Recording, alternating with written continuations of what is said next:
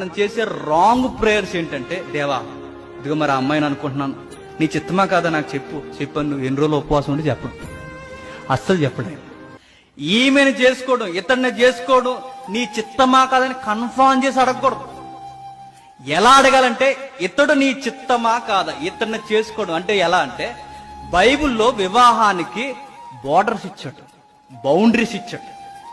ఆ బౌండరీస్ లో దేవుడు మనకి ఏం చేశాడంటే ఫ్రీ విల్, ఫ్రీడమ్ అనేది ఇచ్చాడు. ఇది నాకు ఎలా తెలుస్తుంది? బైబిల్ అనే బౌండరీ ఒకటి ఉంది నాకు. నీకు నచ్చిందా అమ్మాయి? నీకు నచ్చాడా అబ్బాయి? నచ్చిన వాడు ఆయనకి నచ్చాడో లేదో నువ్వు ఎలా కొలవాలంటే బౌండరీస్ దగ్గర రావాలి. ఏమిచ్చాడు బౌండరీస్?